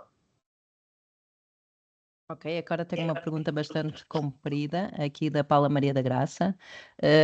Pelo que tenho assistido nesta sessão, a nível da problemática de contaminação do solo no país, ainda não há integração do tema plantas invasoras. No entanto, tem-se observado que a expansão destas tem aumentado com transportes de solos contaminados, com órgãos reprodutores de uns locais para os outros. A título de exemplo, no Reino Unido não se fazem hipotecas de terrenos com Phalompia japónica e pode ter de haver remoção do solo até 5 metros de profundidade, que deve ser encaminhado para locais legalmente autorizados. Dada a importância desse assunto, gostaria de saber se há alguma coisa a ser efetuada relativamente a essa matéria. Penso que será para a Sandra. Muito obrigada. Obrigada, Sandra, também. Sim. Então, efetivamente, não é, isto será uma questão, não é um parâmetro, não é analisado na contaminação do solo em si, não é? Estaria aqui um pouco mais ligado à instituição de conservação da natureza e florestas, e não aqui tanto ao facto do solo ser saudável. Ou seja, aqui nós estamos, mesmo na previsão da diretiva, ele está mais preocupado com a qualidade do solo para dar alimento ao que possa ser plantado no local, do que propriamente preocupado com essa problemática. Eventualmente a lei do restauro da natureza e outras instâncias que acabam por um pouco depois se interligar de alguma forma. Se calhar vamos dar aqui voz à Paula Maria da Graça para fazer a contrarresposta e para tornarmos este momento mais interativo também. Sim. Até porque eu não sou a pessoa ideal aqui para... Já pode ligar o microfone. Já podem ligar. Obrigada, Paula. Obrigada, Lourdes. Força, Paula. Vai ter que carregar no micro. Tem que ligar o microfone. Peço desculpa. Okay. E obrigada. eu só questionei porque realmente me estava a parecer que não tinha nada a ver com isto, mas parece-me que quando se trata de legislação e de, enfim, de várias normativas que têm a ver também até com a questão do licenciamento, poderia de alguma forma, porque eu sei que a questão das plantas invasoras é tratada realmente num outro parâmetro, como disse aqui a Sandra, e a APA tem feito também insistências sobre isso em processos de avaliação de impacto ambiental, de infraestruturas e por aí fora, e nós vamos fazendo por ter algum cuidado. Mas, ao nível, eu tenho assistido a esta questão da falópia japónica, a sanguinária do Japão, de Valença já vai até Aveiro, a expandir-se muito facilmente e é uma planta bastante agressiva e passa de uns terrenos para os outros com muita facilidade porque tem um sistema radicular que vai a 2 metros de até 3 metros de profundidade. E a questão é sobretudo essa, é aqui no âmbito do solo, quer dizer, eu dou-me conta de terrenos que hoje têm falópia e amanhã têm construções. E já questionei, num dos casos, pelo menos, a autarquia correspondente e diz, não, nós não temos nada a fazer, não fazemos nada em relação a isso, pronto. Portanto, parece-me que há aqui um buraco legislativo, normativo, porque, assim, mesmo em relação à legislação que tem a ver com a presença de espécies exóticas, é relevante e pode punir o detentor da planta. Mas depois, o que é que se faz, para onde, é tudo muito vago e também não quero tirar mais tempo à reunião que está já no fim. Muito obrigada, mas era só isto. E acho que era importante que se começasse a refletir também sobre esse aspecto, se tiver ao vosso alcance. Obrigada. Ok, levamos TPC para a próxima sessão. Vamos todos pensar sobre o assunto, acho que sim. A última pergunta aqui colocada pela Alexandra Rodrigues, para não ficarmos com nenhuma para responder, porque não integra o LUA de um grande empreendimento de construção, licenciamento de operação de remediação de solos. E não sei para quem será mais adequada, se calhar ou para a Sandra ou para o Sérgio enquanto regulador, mas o Sérgio vem aqui na qualidade de dono de obra, não propriamente regulador da GAIURB. Se calhar, não sei, se calhar também pode ficar por responder e iremos tentar conseguir uma resposta na próxima sessão. Se ninguém se sentir capacitado. Marco? Eu posso Ok, obrigada. Na verdade, enfim, o LUA é o módulo de licenciamento único ambiental, não é? E portanto, estamos a falar em que momento? Porque a avaliação de impacto ambiental, de há relativamente, se calhar um ano e meio, 2 anos, começou de facto a ter este tema também em consideração. E, portanto, nesse sentido, a própria avaliação do impacto ambiental já reflete esta temática. Atenção que havia depois não... O que a DIA diz é que tem que ser licenciada uma operação de remediação, ou tem que existir uma operação de remediação, que depois é licenciada à parte. Porque temos que perceber que o licenciamento de uma operação de remediação de solos é um licenciamento de uma operação de gestão, é um licenciamento simplificado de uma operação de gestão de resíduos. Okay? E, portanto, nesse sentido, é um licenciamento autónomo. Mesmo uma entidade que tenha uma licença ambiental e que, no âmbito do seu relatório de base, tenha que fazer a avaliação da qualidade dos solos e a monitorização da qualidade dos solos e da água subterrânea, caso seja determinada a necessidade de intervenção e, portanto, de remediação, ela terá que fazer um processo de licenciamento da operação de remediação dos solos que será integrado no título único ambiental, ok? Portanto, o título integra, como o próprio nome, não é? Título único, ele integra as várias licenças que aquele operador tem naquele estabelecimento. Não sei se consegui responder, espero que sim, mas essencialmente é isto, do ponto de vista de estrutura das licenças. Eu gostava de saber se mais alguém tem alguma questão. Pode ser de braço no ar, colocado oralmente. Já tens mais uma questão aí também? Sim, tem mais uma questão. Sim. Ok, mas tenho aqui a Alexandra, então. Vamos dar prioridade sempre às questões orais. Alexandra, força. Se calhar convém ligar o microfone, senão não conseguimos ouvir. Obrigada. Boa tarde. A questão aqui da integração é porque estes procedimentos, quando se tratam em grandes empreendimentos de construção, já têm toda uma avaliação muito específica da qualidade dos solos e das soluções para esses solos. E uma vez que no âmbito do Simplex foram integradas várias componentes, como a RAN, como a REN, em termos de não ser necessário ter um procedimento de licenciamento adicional, pelo menos como promotor do Metropolitano de Lisboa, via que para este caso dos solos era um procedimento que não fazia a diferença de estar integrado, porque as entidades que se vão pronunciar são as mesmas, esse processo já acaba por estar todo dentro dos estudos de impacto ambiental, dos relatórios de conformidade ambiental com o projeto de execução, e depois ainda volta a haver um procedimento paralelo para fazer todo esse licenciamento. E envolve as mesmas entidades e os mesmos técnicos. E já agora, Vanessa, deixa-me só acrescentar uma coisa. Volta a haver um procedimento e que só pode começar quando o outro termina. Porque não podemos ter dois processos a decorrer ao mesmo tempo no ciliano. Sim, por isso é que eu acho que para não ter dois processos, porque aquilo não está integrado se a avaliação já é feita em estudo de impacto ambiental e em RECAP. Boa pergunta. A mim parece-me pertinente também. Mas fica aqui também para sim, TPC. Acho que é bastante interessante. Se me permite, Vanessa, é realmente algo para ficar aqui para... É um desafio, é um desafio. Eu acho que o objeto destas sessões também é colocar todos sobre o mesmo palco, e não somos nós que somos o palco, são vocês, não é? Para debatermos estas questões, principalmente face a uma nova alteração do panorama legislativo, não é? Pode ser que algumas destas questões possam ser integradas quando houver a transposição nacional, sim? Penso Obrigada. que é essa a ideia. Obrigada. Nada, Rita, se calhar, uma vez que é colocada oralmente, tem prioridade. Rita Almeida. Eu tenho aqui uma no chat, mas estamos a dar prioridade. Rita, é só ligar o microfone, por favor. Não sei. Rita Almeida? Não, se calhar não queria falar.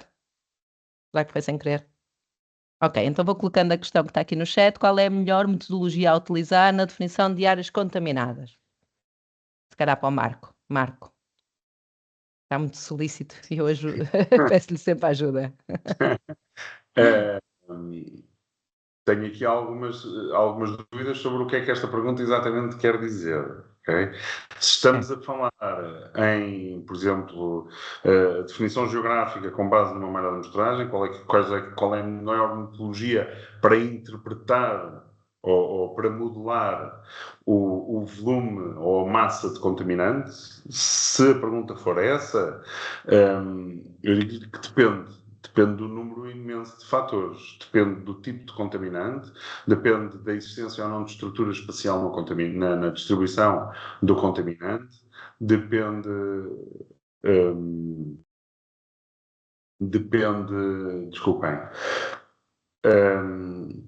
da geologia, obviamente também, de eventuais condicionantes que possam existir na geologia ou na própria estrutura do terreno. Enfim, depende do tipo de contaminante, também já disse. Portanto, há aqui alguns fatores da malha da amostragem, da densidade da malha da amostragem, da confiança que nós temos nos dados, embora deva ser sempre alta, nem sempre isso é possível, depende de um conjunto de fatores. E se imaginar, muito facilmente explicar o porquê, se eu tiver um depósito de combustível a libertar contaminação, sempre na mesma fonte, sempre no mesmo ponto, ele tem um furo, não é? É uma coisa que não acontece, ok? Mas imagino que acontece. Ele tem um furo e está a libertar combustível por aquele furo que vai provocar uma pluma de contaminação típica que tem, portanto, um movimento vertical até atingir o nível da água e a partir do nível da água tem um movimento ao longo do sentido de fluxo, ok? E isto é modelável por elementos finitos, é modelável por geomatemática, enfim, não é? Portanto, nós conseguimos modelar isto. Agora, se estamos a falar, por exemplo, que, infelizmente, temos muito esta situação de um aterro, imagino que fizeram um aterro num determinado terreno e que esse aterro provém, ou o material que constitui esse aterro, provém de um local que tinha uma fonte de contaminação ativa. E isto não quer dizer que aconteça agora, isto historicamente aconteceu porque sim, não é? Pronto. Tinha uma fonte de contaminação ativa, então nós andámos a dispersar a contaminação um bocadinho à medida das cargas dos caminhões que iam sendo descarregados no local onde estivemos a fazer o aterro. Ok? E, portanto, aí é muito difícil encontrar uma estrutura espacial para o contaminante. Está bem? E, portanto, nesse caso, uma modulação do tipo crigagem ou algo que necessite de uma estrutura espacial na variável não vai funcionar. Okay? E aí mais vale assumir efetivamente e ir para os métodos mais básicos, como sejam polígonos de justiça no Voronoi ou áreas de influência ou qualquer coisa do estilo. Está bem? Ok. Mas depende de alguns critérios. Obrigada, Marco. Nunca há uma resposta única, não é? Para nada, quase na vida. E vamos ficar com Vanessa, duas questões orais Vanessa, e para fechar. sim, eu peguei só Sim. para Rita Almeida, É que há isso. bocadinho estava com a mão no ar, pedi-lhe a Rita Almeida para pôr novamente a mão no ar para tentar ativar o microfone novamente. Ok. Mas Se então ainda vamos responder estiver, exatamente. Ok. Vou Vamos ativar responder o microfone. Vou respondendo às três questões. A Rita Isso, Rego, a primeira, a Patrícia Costa Peraí. Lima será a segunda e a Peraí. Rita Almeida a terceira. Rita Rego, colocar a questão se calhar diretamente ao orador, para não ser eu a distribuir o jogo já agora. Rita Rita Almeida, Rego. sim. Ok. Dá-me só Boa um tarde. segundo, porque ok, já está. Eu já tive. Boa tarde. A minha dúvida ou questão colocada à mesa prende-se com o que eu julgo ser alguma dificuldade na interpretação dos vários documentos legislativos e dos vários documentos orientativos no que diz respeito à diferenciação entre aquilo que são análises de solos e análises à rocha, isto é, a avaliação de contaminação é mais aplicável aos solos e nisto faço referência ao guia técnico de valores de referência da APA, que me parece que é ajustado mais à questão dos solos e não às rochas, porque em alguns tipos de empreendimentos nós fazemos, no nosso caso do Metro de Lisboa, fazemos escavações em grande parte para a escavação de túnel em rocha, portanto rocha natural, e os níveis que queremos comparar não são propriamente comparáveis com as tabelas que consideramos nós de referência. E, portanto, há aqui alguma dificuldade nesta interpretação e naquilo que é aplicável ou não é aplicável, no fundo, neste regime de gestão de solos e rochas. São questões diferentes, não é? A questão dos solos e a questão das rochas e tudo aquilo que são volumes que depois terão que ser encaminhados para destinos diferenciados. Penso que a questão da Rita Sim, é porquê? Sim, é para a Sandra, era isso que eu ia dizer. Okay. Sim, efetivamente os guias que são preparados é para análise do solo, a rocha efetivamente se não houver suspeitas de contaminação e essa será visível, ela não terá de ser analisada nem é comparada com os valores de referência, no entanto há o intermédio, ou seja, há a rocha alterada, decomposta, não é? A fase de um horizonte mais próximo da rocha-mãe do que é a estrutura de um solo, que pode ser analisado e deve ser analisado enquanto solo e comparado ou confrontado, os resultados analíticos confrontados com os valores de referência. Por isso, efetivamente, a rocha-mãe não necessita de ser avaliada, a não ser, e normalmente por contaminantes que são visíveis a priori, essa rocha não tem que ser analisada. Obrigada, Sandra. Passa à Patrícia Costa Lima. Pedia para serem todos breves, que ainda tenho mais duas mãos no ar, para além da Patrícia. Patrícia, o microfone está Olá. Ok. Olá, boa tarde. Boa tarde, Patrícia. O Marco, agradeço a sua resposta, porém só fiquei com a dúvida. Se eu tenho uma área contaminada, uma grande área contaminada, e essa área já foi feita uma avaliação anterior para definição pelo método matemático, né? Porém, se poderia ser substituído pelos polígonos de Thyssen. Na sua opinião, ou se temos alguém que possa... Vanessa, desculpa, mas eu não consigo. Sim. Depende. Força. The floor is yours. Então, Marco, Depende. a APA tinha sido aprovada pelo método matemático.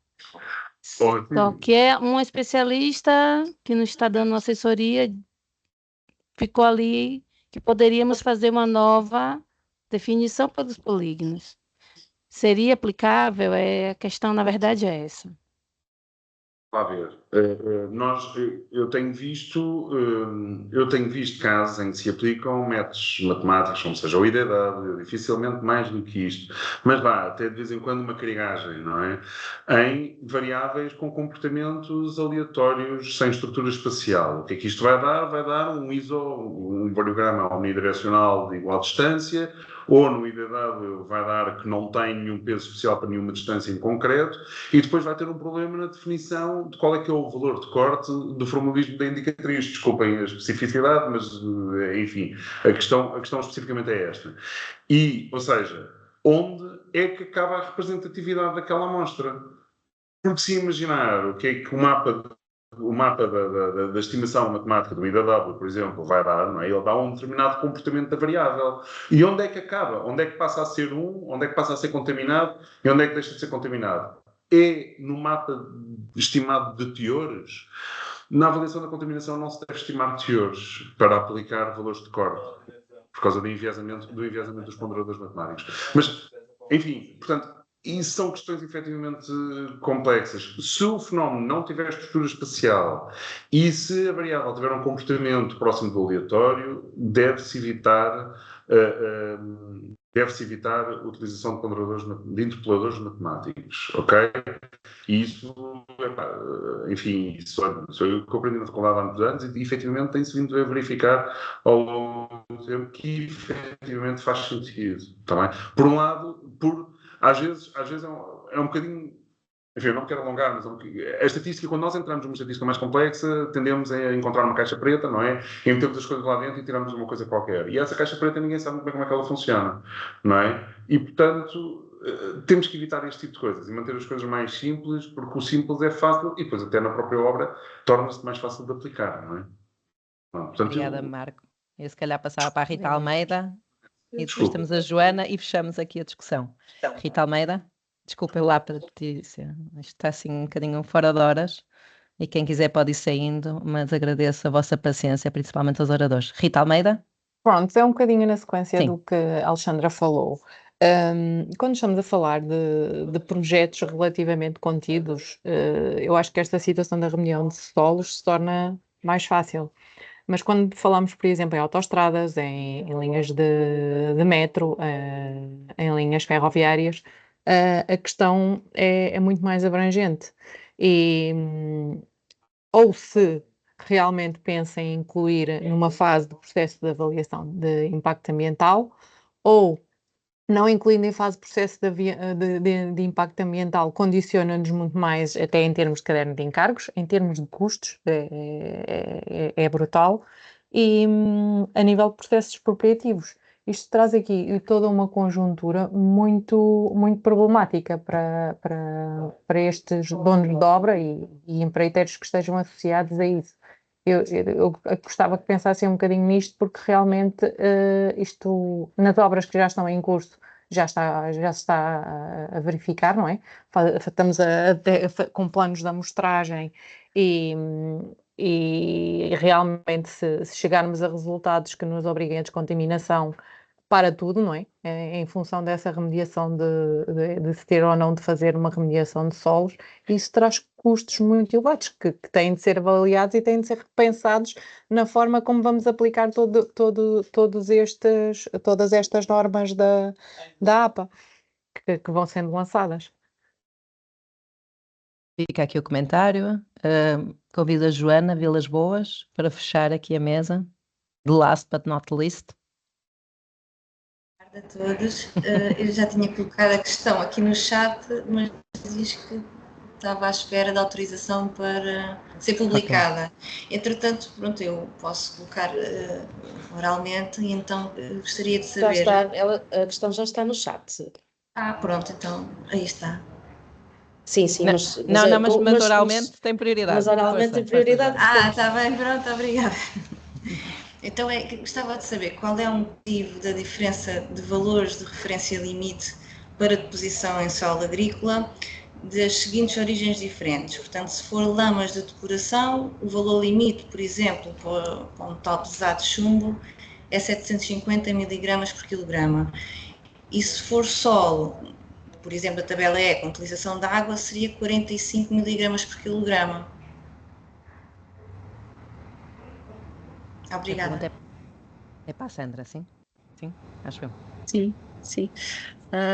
Pronto, eu terei efetivamente de revistar esta questão e colocá-las de forma a perguntar isto aos colegas ou de outras áreas. No entanto, o que eu posso avançar é que, no que diz respeito à tabela e ao valor atribuído para a tabela, ele é um valor atribuído a partir do qual existe risco para a saúde humana ou para o ambiente, analisando este parâmetro como um só, não é? Só como o chumbo presente naquele solo, naquela condição, que, como diz daqui da tabela, é considerando então uma remediação por inteiro. Mas ficará registado e acho que haverá efetivamente aqui alguma possibilidade depois de divulgação, não sei. Vanessa, diga-me.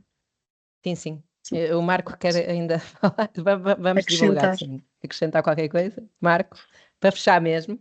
Não, está bem. São regimes obviamente diferentes e a Sandra, obviamente, que isso é o primeiro ponto, não é? Pronto. E as lamas de depuração são aplicadas para melhoramento do solo, eles não substituem o solo, ok? E, portanto, eu desafio, e isto, eu só estou a falar nisto porque esta mesma questão aconteceu, foi levantada aqui há 2 anos, talvez, num evento aqui no ISEP no Porto, e na altura estava alguém numa das empresas de valorização de resíduos e que explicou que, efetivamente, estes materiais são utilizados para beneficiar os solos, eles não são utilizados como substitutos dos solos. Portanto, apesar de nós estarmos a introduzir algum solo que tenha 750 mg por quilo de chumbo, ele é utilizado em pequenas quantidades. Está bem? Esta foi a justificação. Eu não quero dizer se, efetivamente, se os regimes não deveriam ser compatibilizados ou não. Não estou a entrar nisso, isso deixo para a Sandra, mas efetivamente a justificação era esta. Portanto, uma coisa é aquilo que nós, é como o fertilizante, não é? Nós podemos utilizar fertilizantes, mas não podemos ter um solo todo ele com o mesmo teor do fertilizante que está dentro do jerrycan que nós estamos a utilizar. Não é? Pronto, o princípio é mais ou menos esse. Ok, eu dava por encerrada aqui a sessão. Começava por agradecer todas as questões que foram colocadas e que tornaram este momento muito mais interativo. Agradecer a todos os nossos apresentadores. Partilha, por favor, a apresentação, porque aquela informação adicional. Sim, eu já ia lá, Lourdes. Começo por agradecer todos os nossos apresentadores, o tempo que disponibilizaram-se aqui a estar connosco. Principalmente à Leonor, que definiu os conceitos gerais, à Sandra, que nos traçou este panorama legislativo e o que vem aí, não é? Ao Marco, com toda a sua experiência e conhecimento, e ao Sérgio, por nos dar esta visão de futuro, que eu acho que foi bastante positiva, de como é que os solos podem ser remediados e podem se transformar em espaços de valor. Agora não está a avançar, ok. Convido-vos a estar presentes também nas próximas ações. Elas vão ser um bocadinho diferentes. O enfoque da seguinte será empresas de construção e demolição e da última ação será entidades de remediação de solos. Os oradores também vão ser outros, mas todas estas vossas questões também podem ser colocadas nestas sessões de debate e no final de todas estas sessões vamos divulgar tanto as gravações como as apresentações que foram aqui feitas. Agradeço-vos a vossa presença e a vossa paciência por nos termos alongado. Acho que foi por ter interesse que nos alongamos, não é? E convido-vos a estar presentes nas próximas sessões também. Muito obrigada a todos. Obrigada. Boa tarde.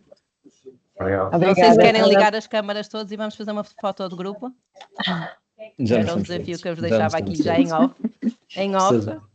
Se quiserem ligar, pelo menos aqui os do ecrã, pronto, já está a gente a sair, mas eu vou fazer aqui um print, como se estivéssemos juntos. Sim. E agradeço a vossa paciência, principalmente aos oradores que se aguentaram. Muito obrigada. Obrigada. Deus. Obrigada.